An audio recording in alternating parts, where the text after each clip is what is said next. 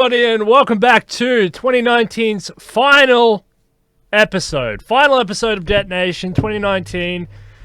Whoa, what a big year! What a big year here on Detonation. I have two of my favorite people to help me take the year out. It's Mr. Kerecz. I probably, I got a whole 2019. I didn't say your name correctly. Probably still not saying it correctly. And of course, Ben Zion, 2020. He's busy eating ramen noodles. No, it's been a really fun year. We've had a great year. It's all been happening at the USTP and at Detonation. What do you guys think, Mr. Kerecz? Starting with you, you've got your VR goggles there. We're heading into a VR world. The world's going to get more and more crazy. There he is. See the V box. Yeah, I got a couple pairs actually this Christmas. I decided.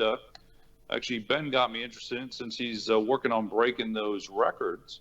I thought, hey, I gotta get out there and play with it. I've been watching the Oculus commercials. This is a more low-end one, which is kind of interesting. There's a lot of them out there that you just put your phone in them. And I kind of gave these out to everybody in the family and their brothers. Because if you bought a bunch of them, you got them cheaper. So it's kind of interesting. It has some adjustments on it, and I was surprised picking those up. There's a lot of virtual reality programs and stuff just to download to your phone to use with them. Some really interesting things. You can, and the other thing I learned is YouTube, which of course Detonation is on. They automatically have a function to watch YouTube in VR. So everybody could get their cardboard or upgraded.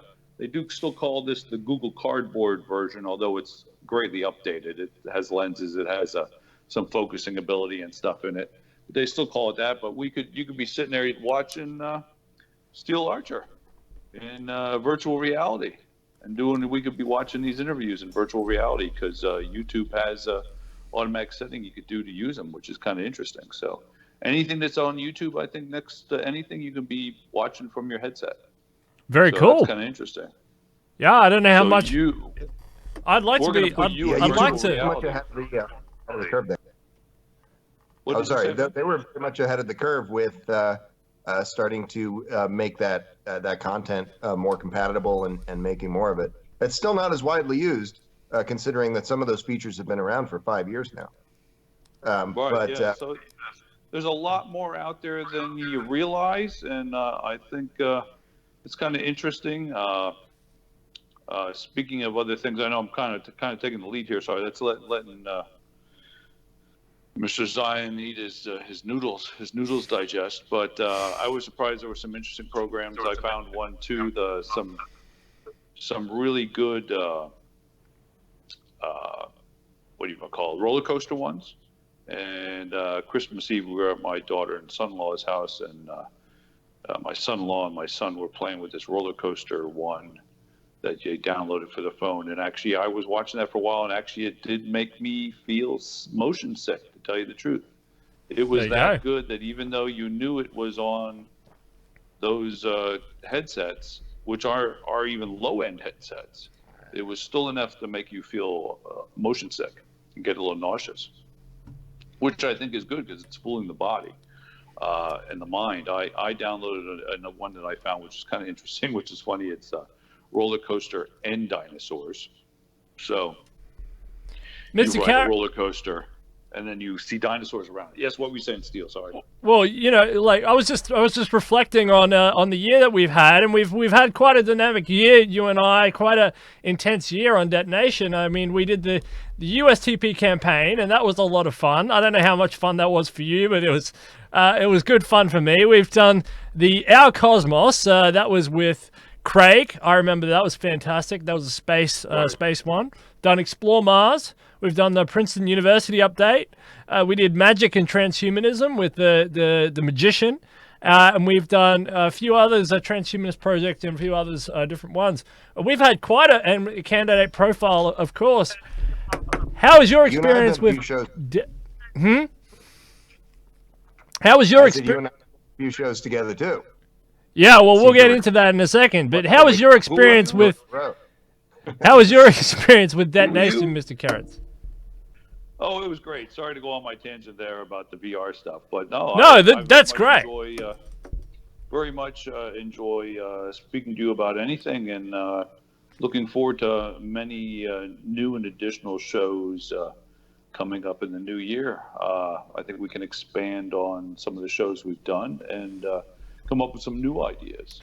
And you've been right about space the whole time, saying the military's going in. I mean, the Space Force, Trump just completed that, and that's going to be a huge investment. It's signed into law now. That's a multi-trillion-dollar investment in space from the military side. So you've been saying that all along, and that's come to fruition now. Did you have a favorite episode, Mr. Kerecz, that you're very fond of?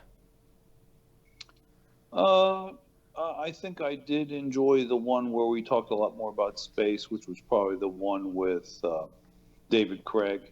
I did go out and do my speech for the Planetary Society, as we had talked about that, and that seemed to go over quite well. My speech, of course, was more about dreaming it and doing it, which they actually said they found refreshing, because they get a lot of people in there that are just talking about technical things, and I talked about the desire to do it and doing it. But yeah, I think that's one of my favorite. I think all of them are my favorite in some way, just for different reasons. Yeah, that's really good. And one cross-platform one that you and Ben Zion did together was the Princeton University update. Do you reflect on that, Ben Zion? You were there. Princeton University update. How did you enjoy that episode? Still sorry I missed that. That was one of my favorite weekends and one of my favorite shows too. We had a really, really great time. We've done so many good shows with the two of you, and over the course of this year, and it's just been an honor to get to know you. This has been one of the best years of my life. I'm not ashamed to say that. And so yeah, I mean, we're winding down here. We're doing kind of a pre-New Year's Eve show, and I'll say that. We were talking a little bit about VR and experiences more generally.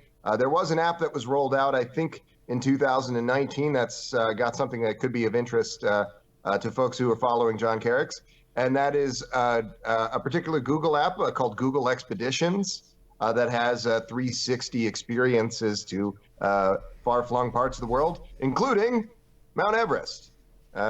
Your old stomping grounds. Well, that's one of the nice things that I was going to say about the Oculus.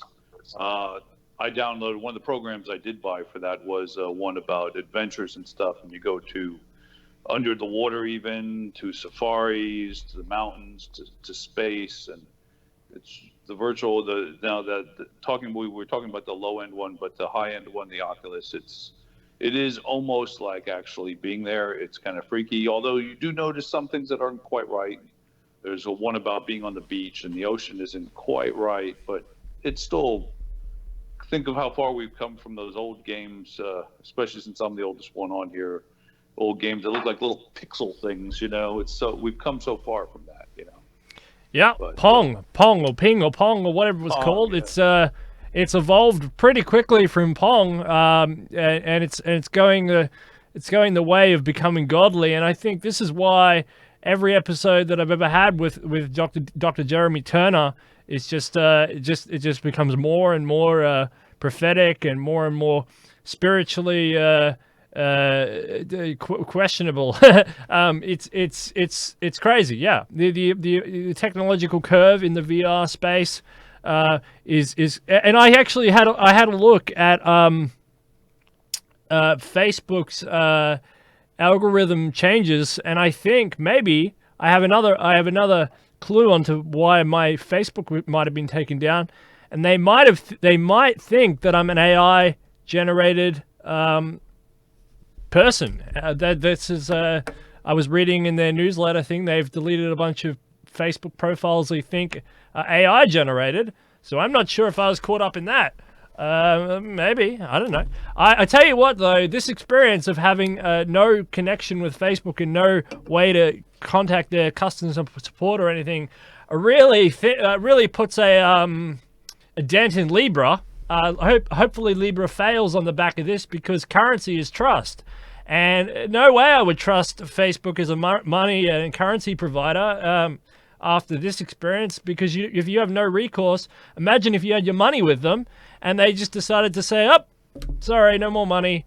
So it's a real big dent in the fender for me and Facebook in the trust way. I'll lean towards trustless communication and trustless blockchain type technologies, technologies that have integration mechanisms that are verified from computer processes that remove this sort of middleman. I'm not happy about it. I don't know what's going on there. But anyway. So you're telling us, Steele, that they found out that you're actually Max Headroom 6.0 is what you're telling us.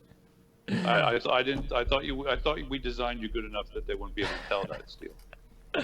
Hey, maybe. I don't know what happened there. It's really weird. But yeah. But anyway, Ben Zion, you and I have had a good campaign since the US. I mean, obviously we did the USTP campaign. The primary, and then out of the gates into the campaign. But you've gone on a curve of meeting a lot of people this year as well, and a phenomenal amount of people. Not just Dr. Duncan, people like Isaac Arthur, for instance. So if you've had a good year, tell us about your year and any of your favorite shows here in Dead Nation. Yes. Firstly, I'll say that meeting Isaac Arthur was pretty close to one of the finer moments in my life. I've been a fan of his show for a while. And we were talking about Isaac's work a little bit last night in a closed door strategy session.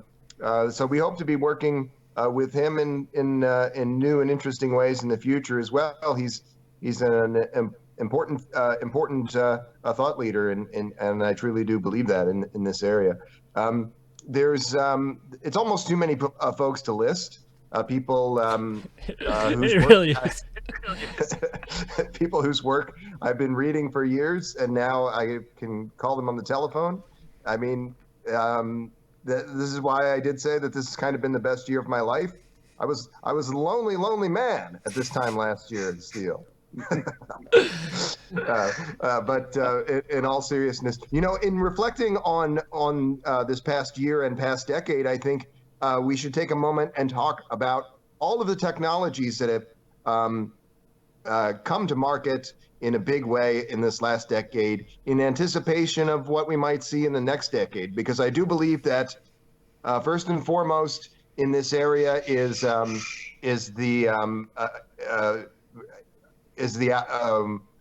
availability of a public health service that treats aging as a disease, some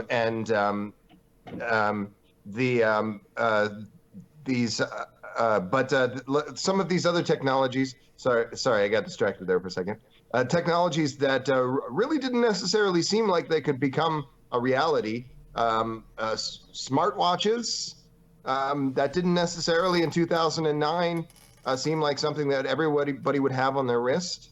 Augmented reality and virtual reality has come to market in a big way. The use of all manner of touch screens and tablet touch devices.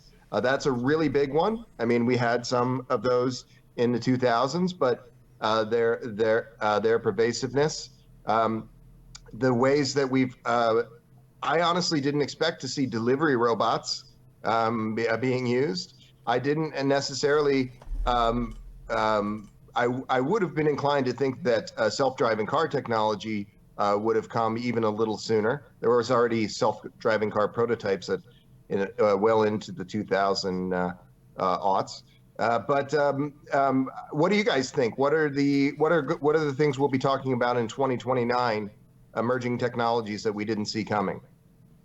Well, first thing, I was shocked though, Ben, that you didn't say me and Steele were your best people you met in this past year. But that's okay. I'm just deeply hurt. But no, like you said, like you said, the smartwatch.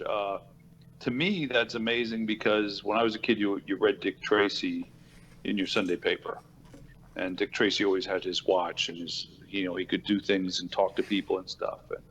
And that's finally something that came to be. I have one, but I don't wear it much. It hits into the nerve on my hand, and I don't like it. But I think we're going to see a lot more. My friend that I worked on my Toxic Tutu movie. That's a plug. See it on Amazon. It's now free with Amazon Prime. But but he said talking about 3D TV, and it wasn't wearing goggles. It was actually projected like a holograph that you could walk around. And I think that's probably something we might see by the end of this decade. Not having to put head things on, because like we're talking about this briefly. When you put these things on, you do end up with they were joking about the mark around your face that you get, where you end up looking like a raccoon when you've been in them for a while. But the actual 3D movies, which will be big for sporting events.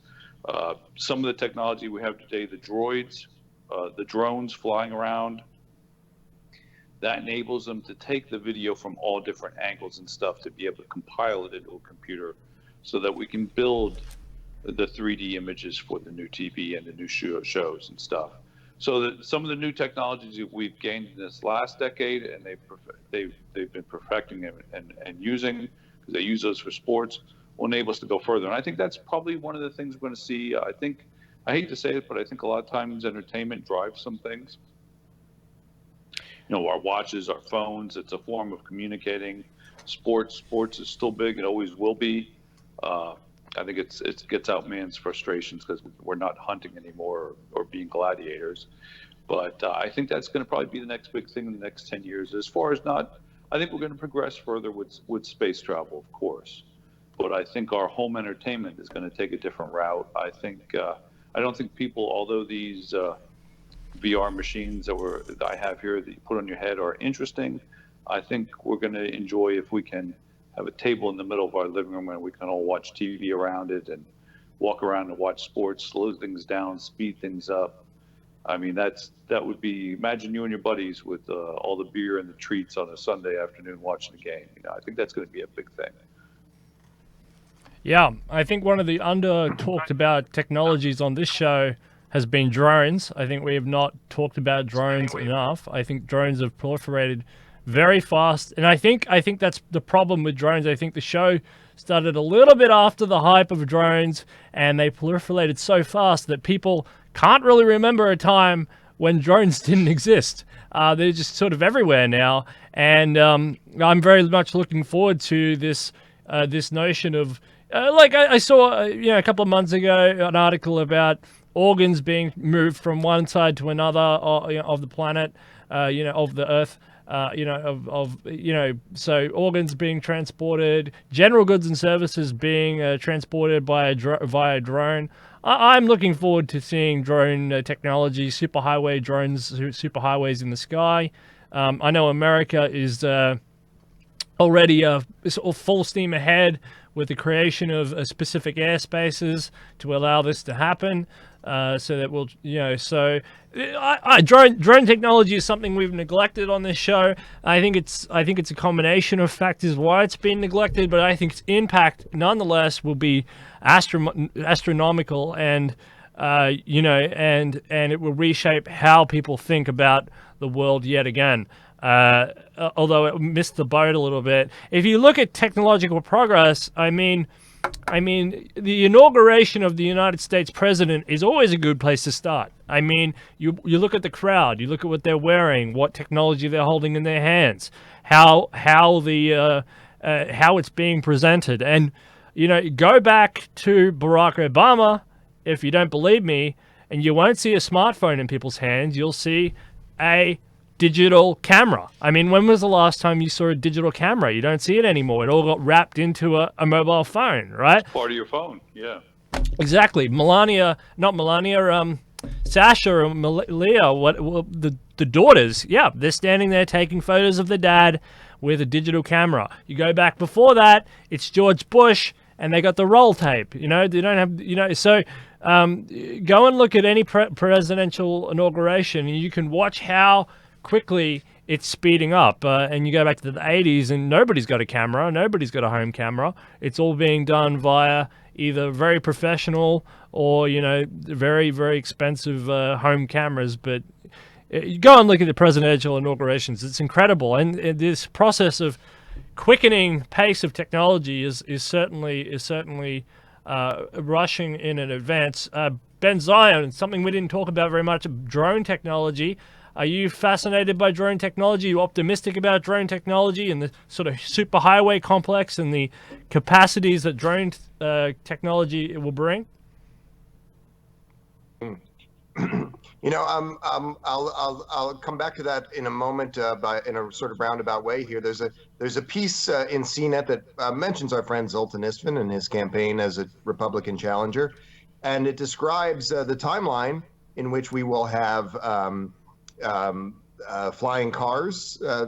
Some of these prototypes may be becoming a bigger part of the marketplace in 24, 25, and it describes how at that more or less that time is a time when it's predicted that our landscape, the marketplace and the world of human affairs, it will become a lot more influenced by these two big technologies, namely AI in the form of better natural language processing and apps of this kind.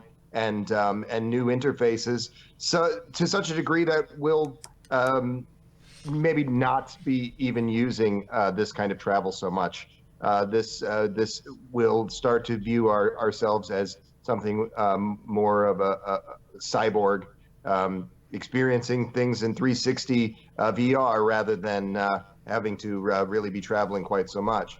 Now, in thinking in those terms, this cyborganization notion, drones and AR are a low cost workaround to having humanoid robots walking around.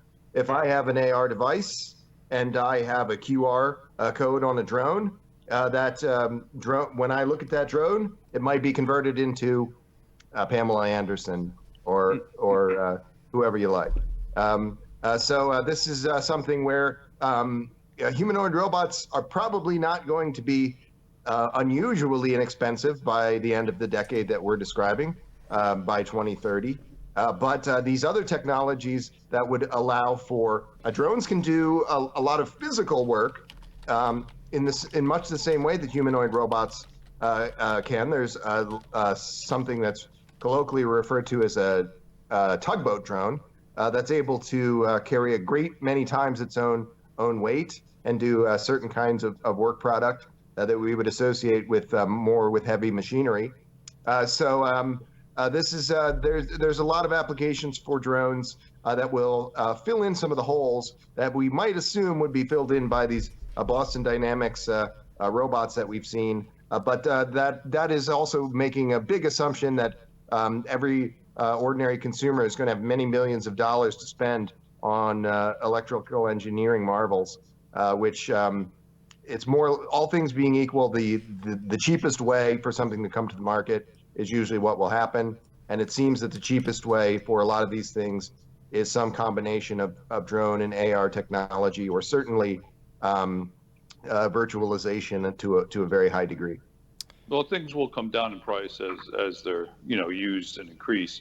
I think it's interesting with the drones is it's going from something that was military and a toy to having many different uses. Like the military, mostly had uses for it. Other people kind of bought toyish ones to play with. Now we're delivering things with it that are very important. Again, like I said, they're taking footage for movies and sports and all kinds of things and deliveries. So they're kind of finding usages that aren't military, that are useful. I thought something Steele said about delivering organs, getting back to longevity and transhumanism, is the fact that I know they're working with cloning pigs, cloning organs in pigs that are actually usable for humans for transplant. This goes back to your longevity. So I think within the next 10 years, we're going to see a lot of that advance.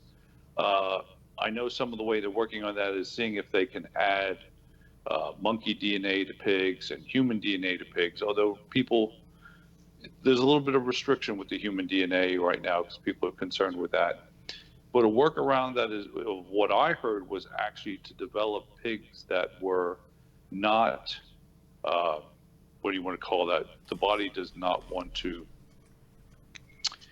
have a reaction to them. So basically you genetically engineer the pig organs that the human body does not want to get rid of them. You don't have to take the drugs. So I think that's going to be a workaround we're going to see.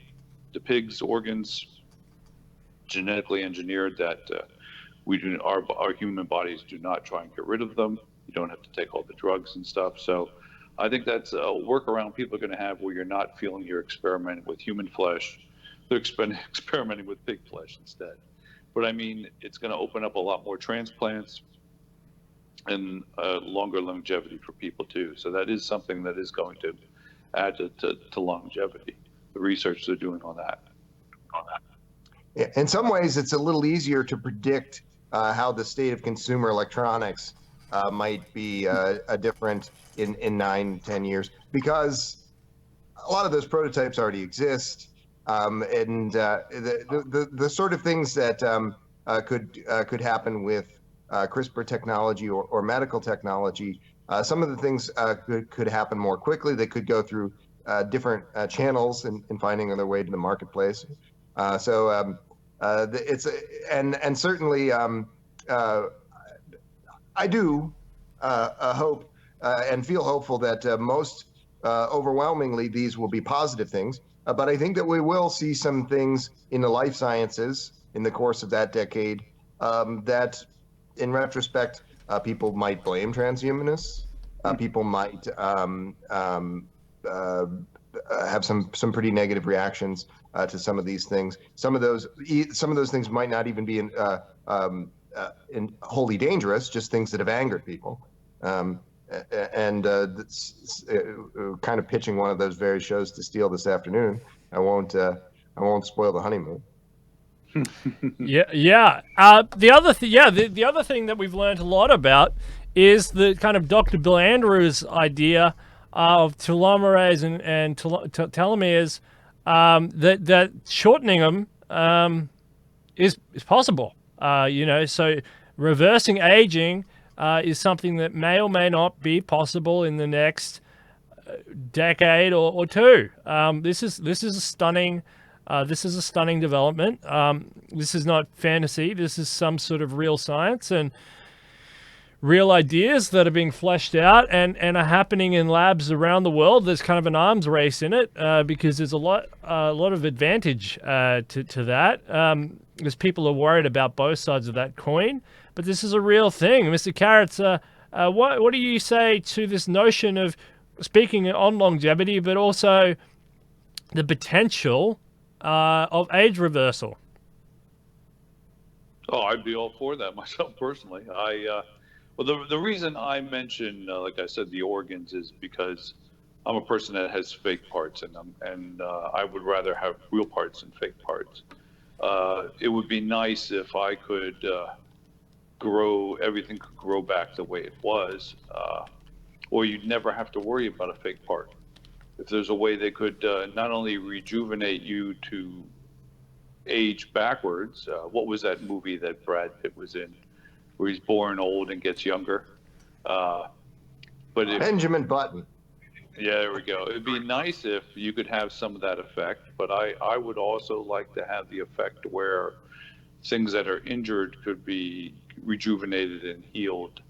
Like you have a bad hip, and instead of having to have it replaced, it could be maybe repaired or regrown in place. That would be phenomenal. Yeah. I mean, but ideally, if you get your system to a point where it heals and fixes itself like you did when you were, for us men, maybe around 20, if we could be like that again, we would probably feel like we were next to indestructible and do all kinds of crazy things.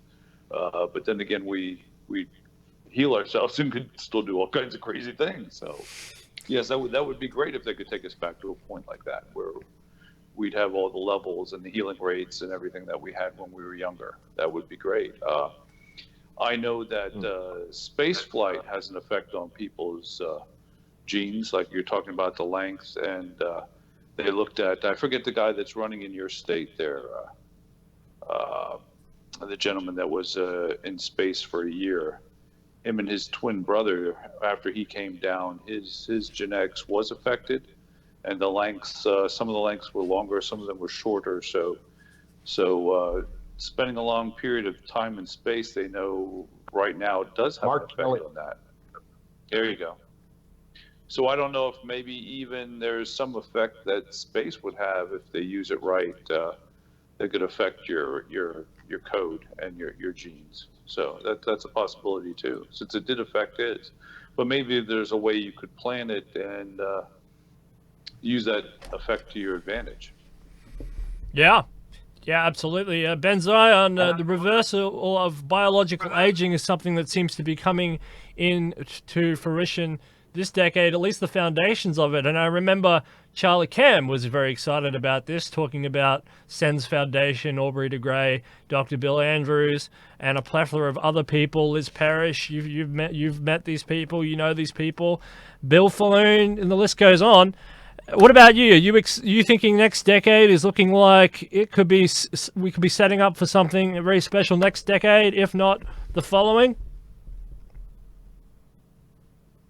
Yes, absolutely. Ray Kurzweil believes that he has the technology as of the third quarter of 2020 to effectively have reversed his own aging. And Ray Kurzweil also is somebody who is quite dedicated to seeing that this technology is accessible to people who are not high net worth individuals like Ray Kurzweil.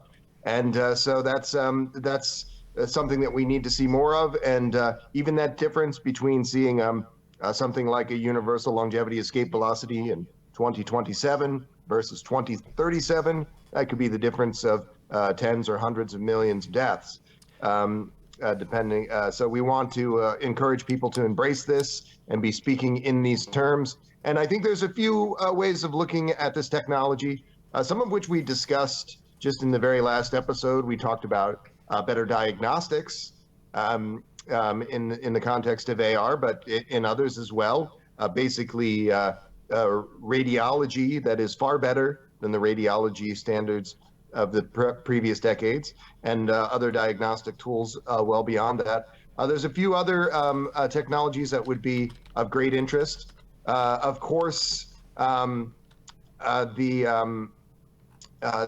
this ability of diagnosing goes hand in hand with some ability of sense making in advanced algorithms, being able to see cancer on the skin today using an application. We are looking at a world where an AI will be able to image your internal organs in a similar fashion. And also be making better recommendations for treatment than we really have the understanding for. Similarly, in thinking about this strength of advanced algorithms, just the ability for an AI to process a large amount of scientific journal publications and usefully manipulate and understand that information. Is something that we will see transforming medical technology in the course of this decade. We will, of course, see bigger and bigger benefits from larger and larger data science institutions. This is something that cannot be overstated, and we've discussed in, I believe, both of the last two shows to some degree. And this is something that will allow for much of this ability to conquer disease and so forth. So there's a lot of emerging technologies that today we are beginning to understand, but I think by the end of the 2020s in total, we will see that these technologies have allowed for us to effectively reach that longevity escape velocity. Hopefully, not just in a certain subset of the population, not just for nice folks living in Manhattan, but maybe for nice folks living in other parts of the world as well. And it's a good point, because it's kind of like we're at this point now where Ray Kurzweil, he's not getting any younger, and he's in a good position there at Google, and he has good intentions, but keeping him there, keeping him involved in that position is actually the kind of a struggle now. We hope hopefully there's no internal jousting, or hopefully he doesn't get sick, or hopefully the position doesn't disintegrate. Keeping him right there, that position is fundamental. He's connected with our own chairman, Gennady Stolyrov, and he speaks the right lingo. We could get somebody in there who is not in favor of some of these democratization ideas, and that would be horrid, because then you've got the wrong set of values in that, and the wrong people in that position. That would be bad. So we can hope that Ray Kurzweil maintains that position there as chief engineer of Google for the foreseeable future. I don't see why it wouldn't happen. I'm just saying that would be beneficial. The other thing, sorry, Ben, you gonna say something? There's restructuring to the Google organization in the form of this holding company, Alphabet, and a different set of mandates in that organization that maybe it doesn't have that much to do with Ray Kurzweil as a human being. It probably has more to do with the way that Google Labs is run, and this sort of moonshot mandate being something that is it's a big thing for a company that's publicly held to be spending money on various moonshots, and that they seem to be stepping away from some of those endeavors in that culture.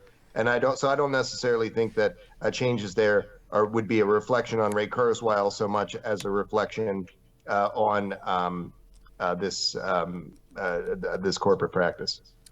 The other thing that's been really positive coming out of this decade, and since the internet really, but this decade's a lot of corporate investment flowing into it, Mr. Kerecz, especially in space investment too, is this notion of open source. A lot of companies investing in open source technology. It just makes their R&D cheaper. Are you being optimistic about open source in many areas, Mr. Kerecz? Yes, I've always been I've been a supporter of Linux for a long time. I mean, one of the big open source operating systems and programs, and kind of where everybody heard about open source kind of originally in the first place. And I do think it's great when things are available and people can work on them and kind of add to it, and the ideas are more free flowing. I think you have more people working on it, more ideas can come out of it. It kind of always reminded me of open source kind of reminded me like it kind of promotes brainstorming, like the old term brainstorming in some ways. Different people can get to work on things and tweak it and put their ideas out. And, it doesn't mean that those ideas are used, but people are putting their ideas out, making little changes. If it doesn't work, it doesn't work. And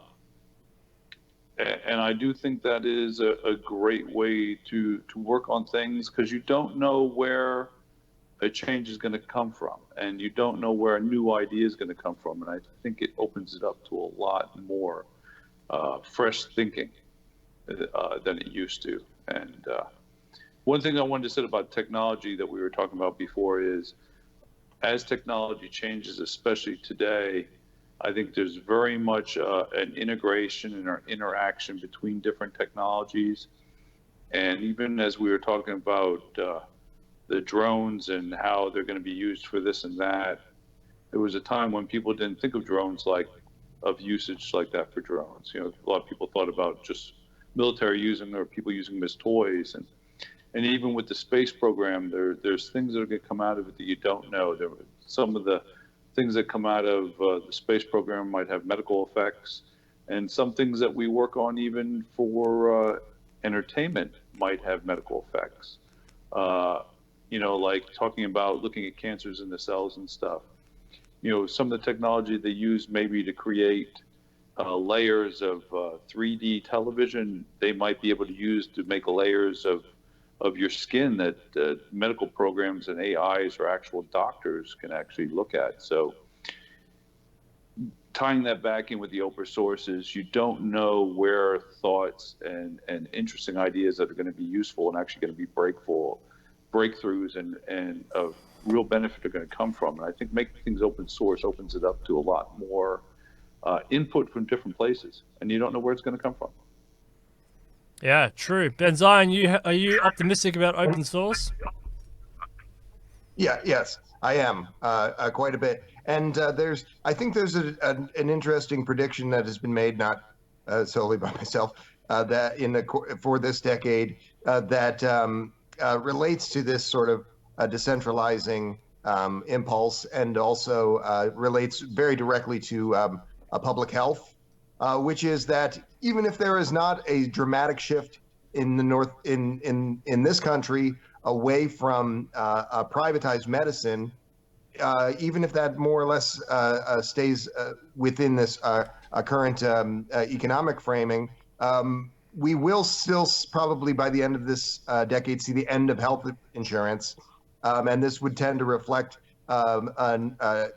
this dramatic shift towards more information and preventative measures and new technologies that will change the way that we look at diagnostics and treatment to such a degree that this health insurance schemes will not be required anymore. Mr. Kerecz, you and I have done a few different space programs, shows, and you like space, talk a lot about space. And there's a lot of competition opening up in space, actually so much that a lot of the larger, older companies are all consolidating to firm up their position because their market share is slowly starting to collapse under the weight of all this competition, especially in small satellites and things like that. What are you excited for in the space front on the next decade? What are you looking forward to? What about the notion of going across using space as the new sort of aircraft where you just jump from city to city, New York to Dubai in a few minutes? Are you excited about that? What else are you excited about space? My concern with the jumping quick has always been the G's. I know what my experience with the 7.8 was. I talked to a friend's son last week who had done, he flies, and he didn't throw up until 9.1 G's, so he did better than me That's great. at 7.8. But I would be concerned about that. I'm always concerned about how they're going to make you travel so fast without it making you maybe sick or feel sick. I think that talking about the companies, I don't know what companies will be here in 10 years as far as space. But I think once the military gets to the moon and we push it, I think there's going to be contractors, there's going to be public contractors. I think with the military, there's going to be a public move towards the moon also. I watched that movie I think it's Ad Astra with space, and it's funny because on the moon, it was kind of like they had a mall there and there were even kids running around and stuff. Once you got to Mars, though, it wasn't quite as friendly with as many people vacationing and stuff, though. It was interesting, though. They did have pirates on the moon, though. You had to watch because they tried in the back, or if you got away from the build-up areas. But it was kind of interesting. But I think it's going to open up. I don't know what companies will be there. I don't know if 10 years will be the same companies. Going on this notion, Mr. Kerecz. Mr. Kerecz, we've heard space before. We heard space in the 60s, where Werner von Braun, he overbuilt the moon rocket because he wanted to go to Mars. We heard space in the 80s with the shuttle flop.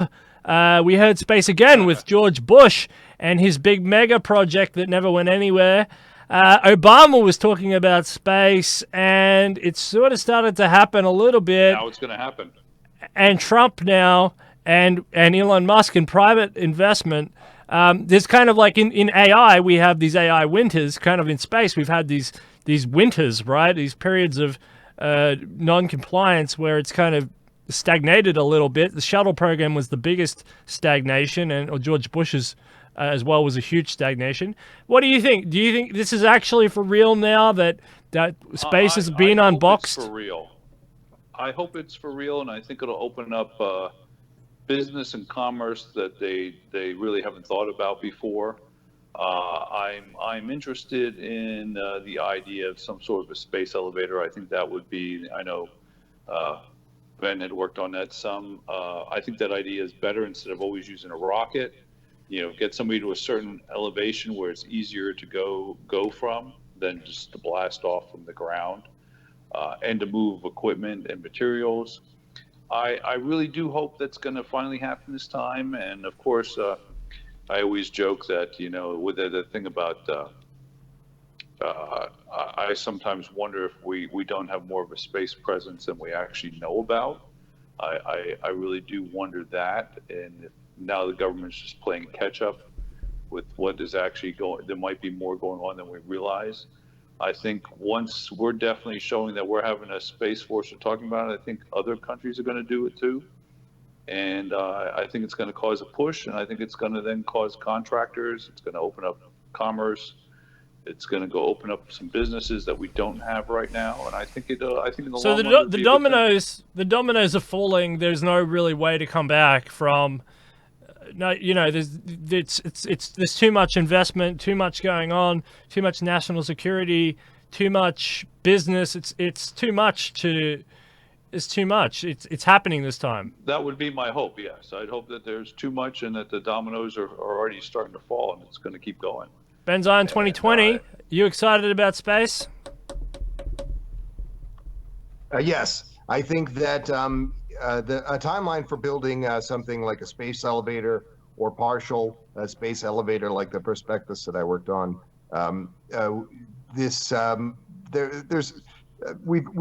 We've seen some technological advances even just in recent months. I've seen some other pieces that suggest that we could reasonably move this timeline forward for building. For example, the design, a more recent design that I've seen was one that was built from the moon.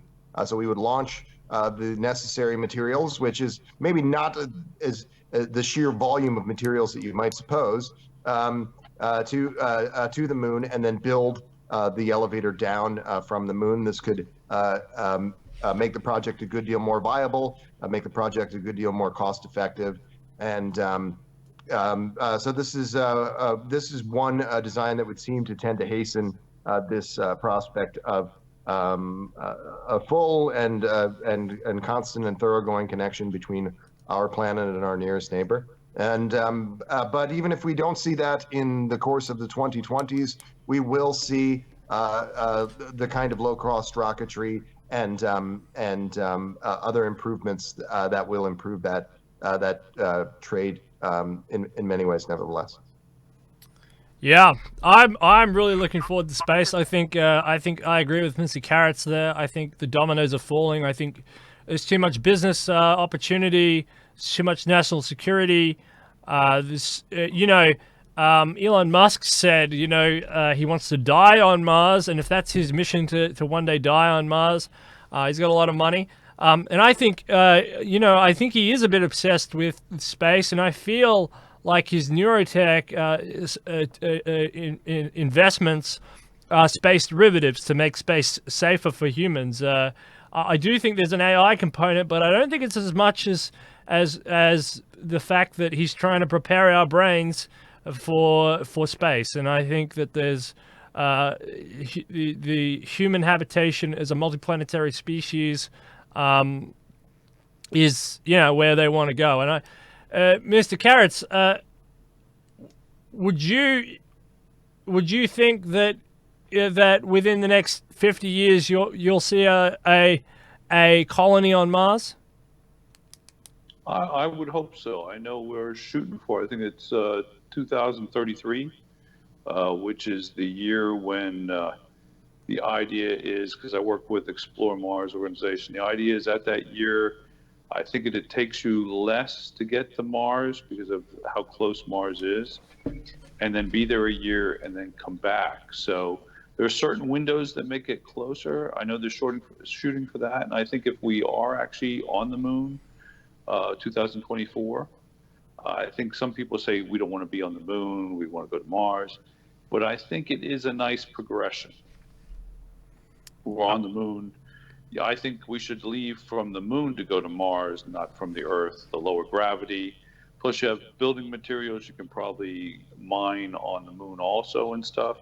I think it's a nice progression to get to the moon.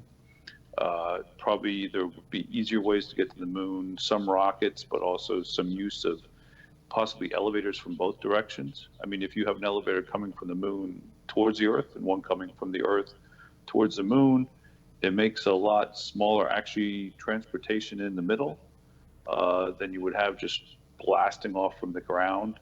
And I think it's going to save probably, I hate to say this though, but it'll probably save energy not to be blasting off all the way from the ground, but using some form of platforms in certain locations or elevators and stuff.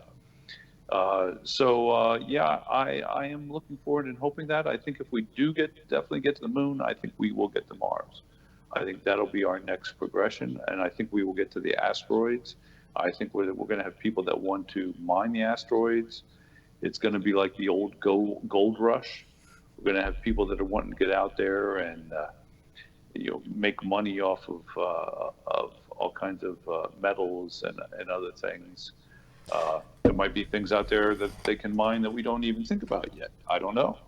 Because even with 3D printing, you need materials to plug into the printer, and that's what people forget about 3D printing. Yes. You don't just conjure; it's not just magic. You're not just conjuring, matter into existence. You actually need something to shape, and that's where the mining comes in a big way. And there's lots of different sorts of minerals out there, and elements, and rare earths, and gold. Lots of gold out there. Gold's a very useful for components.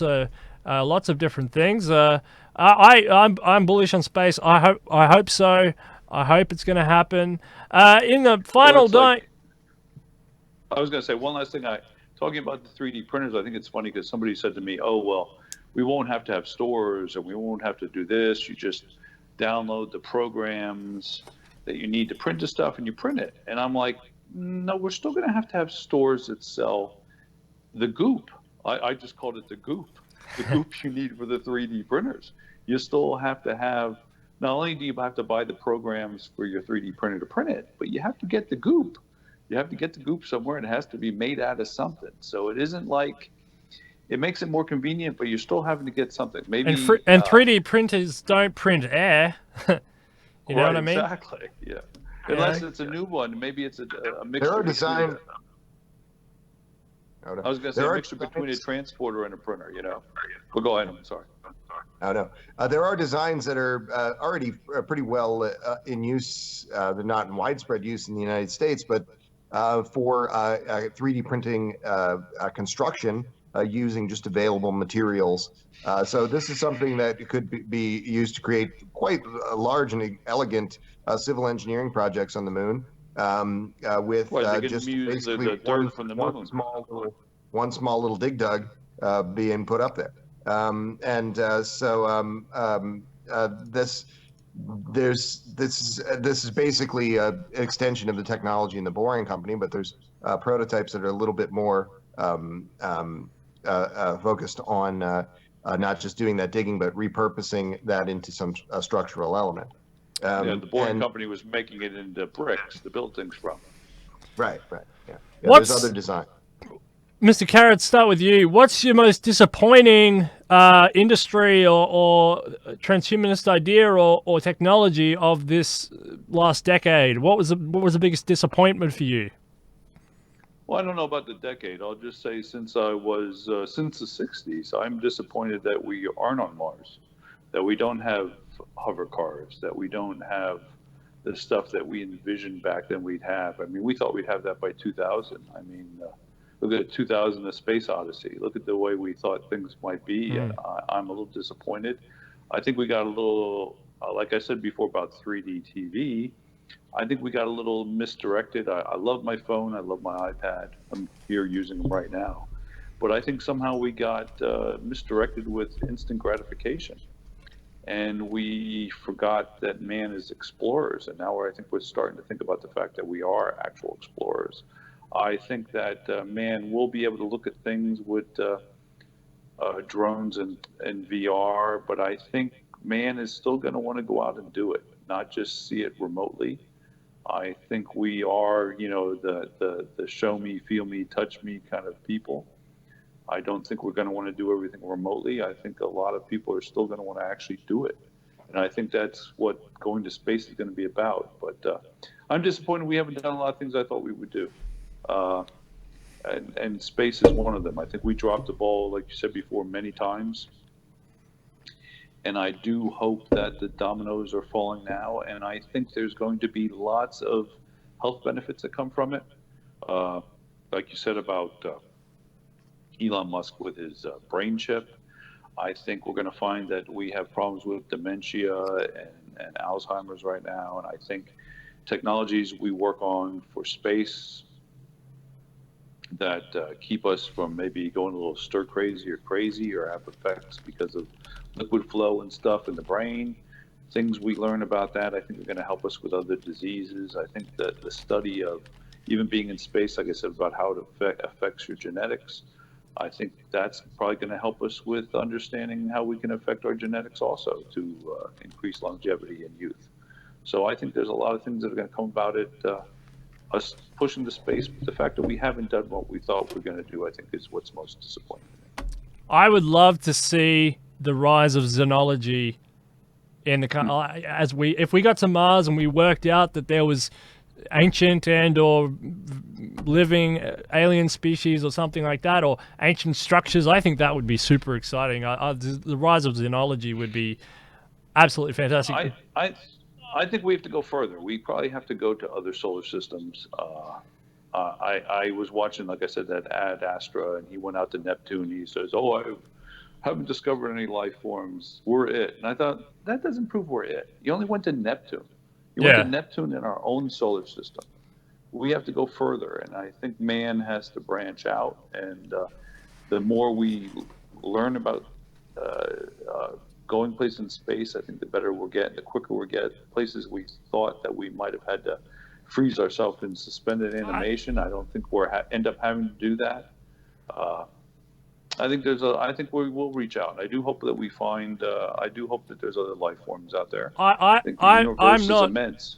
I'm not one bit concerned, because like if you look at the Mayan or Aztec civilizations, they just did some LiDAR stuff where they did the LiDAR, and they discovered that these cities were 10 times, 20 times, 30 times bigger than they originally envisioned, because they looked at the ruins. And, looking around and you look at the ruins and you say, oh, that's the size of the city. And then you do some excavation and they went, oh, well, actually the city's 2-3 times bigger than we thought it was. Then they did the LiDAR and it went on and on and on and on and on and on and on, way beneath the jungle that they ever thought. So you're going to get to Mars and you're going to be like, oh, there's one structure. Wait up. This was a whole planetary civilization. I don't find it that hard to imagine that the universe is so big and so old and so complicated that I would not be stressed about it. Ben Zion, what was the biggest disappointment in either an industry and or a technology of this decade and or your whole life? Well, I mean, it's maybe a question of I give the example of the show Silicon Valley where the lead character goes and works for an Instagram type company and he's working on putting tiny mustaches on people. I mean, is that such a bad thing? But in total, like the consumerism that to no real end is a pretty big disappointment relative to but even the consumerism or even these imperial undertakings, they're of great interest and have delivered good things. It is why I would say I really want people to talk about and take an interest in longevity. and in the best possible uses of emerging biomedicine and so forth. Seeing that human development is enhanced, seeing that human prospects and quality of life and long life are all of these things are become part of our vernacular, so that we're not only just obsessing about little mustaches and things of little consequence. I would say, so I don't know if that really answers your question in terms of one technology that I disliked or was disappointed with. Maybe it's just whistling into the wind about capitalism, but I would like to see people, particularly in this decade where some of these things could come to pass and might come to pass all the sooner if we create an interest in public consensus to seeing them come to pass.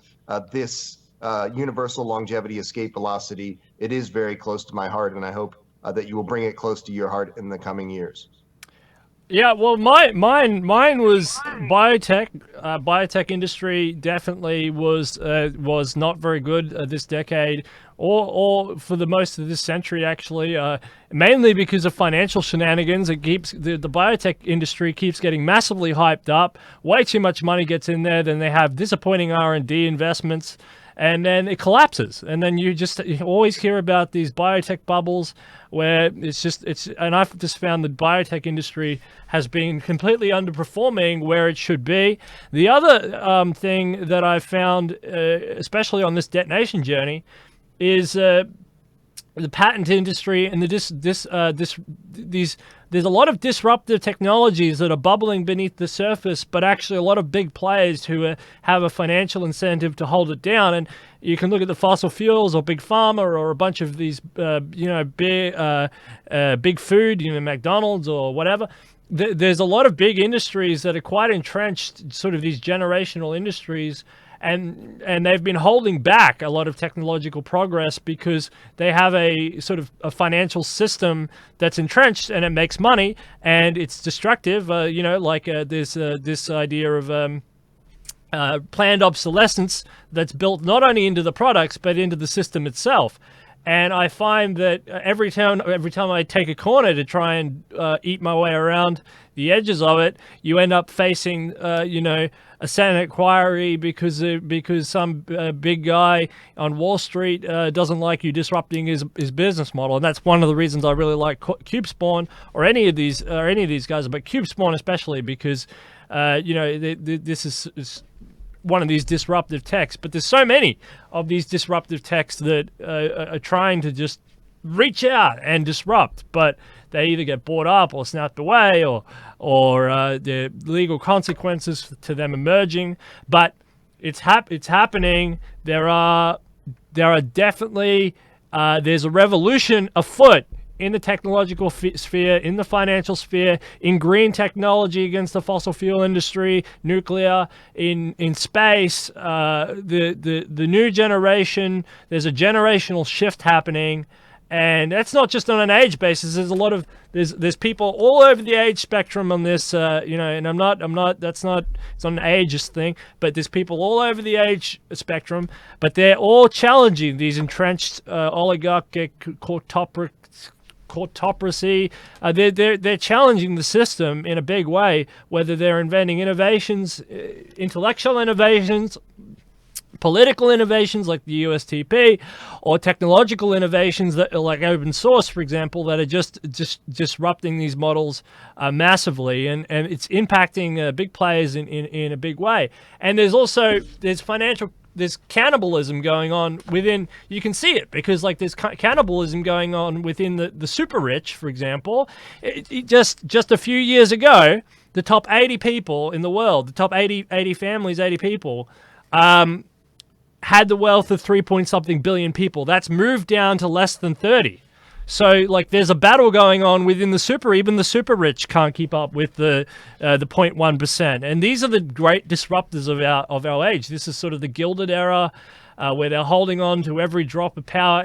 And the problem with This system it was a global system, and it's challenged everyone on a global level. But it's going on no longer, and the disruptive technologies are coming through, and the little nation states are standing up, and the systems are changing now, and you're seeing a revolution. It's afoot. It's happening. I've been watching it happen here on the show, and it's really scary. But there's a lot of optimism built into that, and I'm really looking forward to that, seeing how that plays out. But the only problem with that is there's not much direction. They've lost. It's like that quote from Star Wars. You know, the tighter they the grip on the system, the more systems slip out through their fingers. And I think we've got to that point now where it's getting beyond the control, and that's going to be really hard to tail it back by these big guys. So it's going to be a really interesting world that we wobble into. That's about it. I've run out of time. Or is there anything else you wanted to say, Mr. Kerecz, or Ben Zion, or did I miss a topic that you guys really wanted to speak on, or what? No, I what's think happening? we're good. I'm just gonna end the show by trying to watch Detonation on my virtual reality thing here. See if I can get you in here. I really want to. Tune in on YouTube and watch it. I love it. I was going to say that in terms of talking about the planned obsolescence and this certain shallowness of the marketplace generally, I thought of the modular Android phones that were test marketed some years ago as a sort of good canary in the coal mine for that, and a lot of that is the kind of resistance of this is a business model. Planned obsolescence, that's just where you live, pal. You gotta you buy something, a year later you throw it away. But that's also it's not just the business model. It reflects these low information kind of consumers who don't want to really be tinkering with things, who just want to buy something and throw it away. So that it's those people that allow these other folks to continue to perpetuate this somewhat dysfunctional business model. All I was going to say is that the rate of change, though, I don't know if you can't have planned obsolescence. It isn't like the old days where you had the same car with the same technology for 20 years. Even car technology changes. Technology changed so fast, I wouldn't want to be using the same phone I had 10 years ago. I wouldn't want to be. So, I mean, so to some extent, because of the rate of change of technology, I think you want the planned obsolescence at some point. I don't think you want to hold on to your phone for 5 years. I want the new one. I mean, I used to do TV shows with a regular camera, like you said, and the last couple of times I did my TV shows for the local TV station here that I do little kids cartoons and stuff for, I use my phone.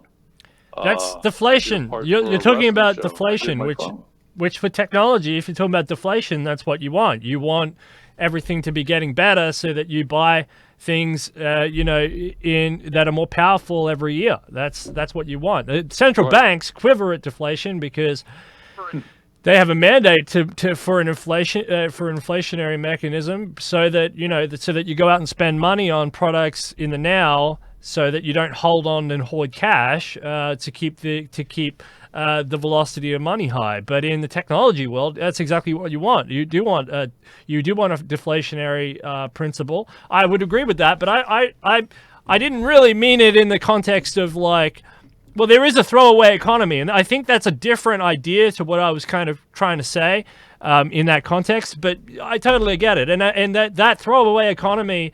That planned obsolescence of cheap. It's not even you're not allowed to manufacture in China anymore. So I was going to say cheap Chinese goods, but you're not allowed to say it anymore. What do I say now? Cheap Mexican goods, cheap goods, manufactured goods from wherever the new mass manufacturer is from. Yeah, that throwaway economy is something that has to be dealt with, I guess. An old book to read would be Future Shock. And in Future Shock, they predict how we were going to a throwaway society where people didn't hang on to things for that long and everything. And that has come to pass. Like I said, I'm not sure all of it is bad. But there I is know there what is you're saying. There is some parts of it that The are question bad. is- But I mean, but there is a revolution, and it's even in the mind. I mean, you can feel it happening. You can feel it with the vegan movement. You can feel it when they banned plastic straws. I mean, this isn't just. It's not just a conversation about plastic straws good or bad. This is an actual mind revolution where people are realizing there's something not quite right here, that we throw this amount of plastic into the ocean, and it's kind of a symbol of the changing of the tide of people waking up and saying, hey, we live on a confined, apart from these flat earthers who don't really exist in just have existential dread all the time. Everybody else realizes that we live on a confined space with a finite amount of resources, and that we're all stuck here together, and that, we're probably all not going to go away in a nuclear war because it didn't happen before, and why would it happen unless Kim Jong-un's going to do it? So people are waking up and they're saying, well, we might as well make a better future for ourselves. And I think the vegan movement, I think this ecological movement, Greta Thunberg, she was the person of the year, which is talking about environmental sustainability. Plastic straws, this notion, there's a revolution in the mind afoot. And I think people are thinking, even if they're going more nationalistic because they have problems at home, I think intellectually they understand we're a species that's stuck here, and they want the best they can get for their own little ship and their own little part of the world. But at the same time, they're starting to think on a species level. They're starting to care about the health of the environment and the health of the species. You can't escape that. It's happening. What do you say, Ben? Ben, talk to me. There's not too many demographic figures that reflect people of a certain age. Everybody is starting to think that way, being less throwaway, less consumerist, less a staunch market resistance of people under the age of 50 to this planned obsolescence model. And also, we should, just some moments before this subject was broached, we were talking about cube spawn. This is kind of a false choice.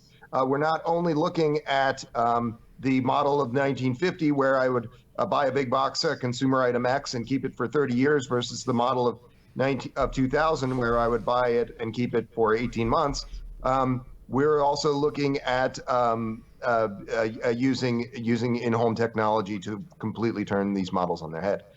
So I think that is not wholly speculative. It's a point worth making. But yes, I think that this, and I do think what you said about this a strange juxtaposition of some sort of hyper-nationalist feelings as it relates to economic policy or domestic policy on certain measures, and then so far dramatically more cosmopolitan in other areas. That is maybe something that we'll see in the coming decades, is something that seems odd by our estimation today, but and it's probably reflected in that thing that we spoke of at the end of the last show, Russia building this nationwide infranet, a reasonably good development of the yeah. So in closing, I just wanted to say two things. Just so you went, I know the reaction I got about saying the throwaway society. I think we can still be a throwaway society and be environmentally sound. I don't think just because you're a throwaway society doesn't necessarily mean you're throwing things away like trash. It just means you don't hold on to things for long. I think we're going to see, like you brought up, the other alternatives are coming up for the straws. I love the alternative of the pasta straw, which is you use it as a straw and it's actually edible. And if it ends up anywhere, it doesn't matter. The creatures can eat it. I love that idea. And I hate to say this though, but the mindset of everybody realizing that things have to change. I hate to say it. There's so many people I come across that are resistant to even understanding that there's a climate problem, let alone a pollution problem. There's still a lot of people out there in the world that want to think that is made up. And I think that is sad that there is that many. There are a lot more people than I like to admit that I even know that think that climate's something made up and that pollution is something that's made up. And you look at them like, how can you think that? But there's a lot of people that just want to, it's like, the old joke, you know, the queen of the denial, they're the queen of Egypt. They're in denial, you know. So it's just unbelievable that mindset's out there. It just scares me. But yeah, and that's part of this disruptive, this anti-disruptive mechanism of these old systems, and their cattle, you know, they agree. So and they'll move, you know. But okay, but yeah, no, I follow that notion, and but I, you know, it's yeah, I agree. I totally agree. There is a portion, a big portion of the population that chooses to be ignorant on the basis that they choose, but they don't have to be on the fact that there's NPR, there's the internet, there's research, there's analysis, there's experts, but they choose to pollute their minds with the opposite agenda, and they know that because the opposite agenda is like, they're like kids, they're like babies who need coddling, and they do it on purpose. It's a subset of society that that's what it is. That corporatocracy is a teat that's fed them well, and they're not going to turn on it at the drop of a dime. These people live in areas that aren't impacted. You know, when you turn on your faucet and it's spitting out fire because you have fracking next door. You're still going to deny it? You're going to eat fire? You know, like when you go to New Delhi, which is like the most polluted air zone in the world, are you still going to deny it then? I mean, these people haven't traveled. And the thing is, like with this, you've in America, which a lot of this idea comes from. I mean, you've exported your air pollution to China and to India, and then you've said, oh, look at those people. Why the hell did that happen? And you consume all the consumption goods on the other end, while being able to protect your environment and build nuclear plants or something. You know, so this is just. And then they want manufacturing back, and now the manufacturing is cleaner, and they have higher standards. You know, when they outsourced all those standards. So these people are a joke. These people don't think, or they do know this, and they want to live in denial. And they, you know, I don't know. I kind of half get it. They want something to whinge about, and they're going to complain, and they're going to, you know, it's. I know how they think. I get it. It's intellectually dishonest, and it's lazy, and it's boring. And these are the people who are going the way of the dinosaurs. They're going the way of the dinosaurs. Just hope they don't take us with them. Yeah, that is the big question. And it's something that you see in the transhumanist communities time and again, where this marriage to the corporatocracy, this marriage to these machines that these consumers machines that we're all in lockstep with, the many transhumanists, they say, well, we don't need to worry about this because in just a few short years, the technology will be such that this machine will continue in its present operation, but it will be highly sustainable. It will fix the problems, the mistakes of the past, and we'll all move progressively to this better world. And some of that might be true. But we should also say that the time frame does matter. Just as in the example of the universal longevity escape velocity in the technologies from which that would derive, the time frame, if it comes in 26, if it comes in 36, that's 100 million people who have died in those years, something like this. And that's a big problem. We have to not just wave our hands and say the problem will be fixed before we're all gone from this earth. We need to be a little more critical of these processes and adding a little more something to the conversation and to that and to those collective efforts. Yeah, absolutely. I've kind of run you guys over time. I'm very sorry about that. Is there anything else you wanted to? Though. Yeah, no problem. Anything else you guys wanted to say before we head off on the final show? it's been a delight meeting you guys this year. I'm glad we did. Yep, I as well. And folks, check out benzyne2020.com. Go to transhumanist-party.org/membership. Please sign up. Stay tuned for exciting events coming from the United States Transhumanist Party, from Detonation, and from our campaign in the coming months. Don't be a stranger. You can email me, benzyne2020@gmail.com. Let's continue the conversation out there in cyberspace. Yeah, and 2020 is going to be a really big year, and I'm really looking forward to this Guinness World Record attempt. I think you'll smash it out of the park. I don't think you'll hold it for very long, to be honest. I think you'll get it down, and some guy's going to live in that thing, so you're not going to hold it. But it'll be great while it lasts. Maybe a few months, maybe a few years. I don't know. We'll see. But we'll smash that one out of the park. Yeah, and you're looking at that guy. Huh? I said maybe you're looking at that guy. yeah, maybe you beat it yourself. Yeah, so no, Maybe really I looking will forward to get working on that. Wait a second. No. Mr. Kerecz is ahead. He's already ahead. He's already beaten. So he's got a head start. But yeah, no, thank you very much, everybody. And if you send this one out, thank you to all the guests who's hundreds. This is almost 150 episodes. That's almost 150 guests who've come on to talk about detonation stuff. Whether that's been economics, transhumanism, emerging technology. What else have we talked about? USTP, Benzyne 2020 campaign. Thanks to Chairman Gennady for giving us the USTP updates. Thanks to everybody. Thanks for doing your campaigns on here. Thanks for a big year. And I'll get some sort of funding mechanism set up so that I can make detonation even bigger for next year. Let's get me off here, and let's get an actual host who actually knows what they're talking about on the show. Let's do it. You do a great job. You do a great job, Steele. Don't put yourself down. You do a great job. We wouldn't want detonation without Steele. We'll launch a new show. Need. We'll call it Better Than. Is Steele. Nah. Should old acquaintance be forgot?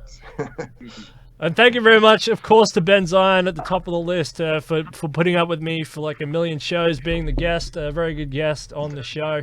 It's been a great fun year, and we've met a lot of people. Everybody, I can't say. I agree with you, Ben. I can't say too many names. It's too big. It's too big. And this is a small thing. Next year will be much bigger, much better. So let's do that. Thank you, everybody. So how many shows you shooting for? How many shows you shooting for next year? 1,000? Hopefully. Well, all right. Thank you, everybody, for a great 2019, and looking forward to an even better 2020 with both of you. Let's reverse aging. Everybody. There you go. And let's put death out of business. Thank you very much. That's it. Detonation 2019 final episode. 2020 coming all your way. All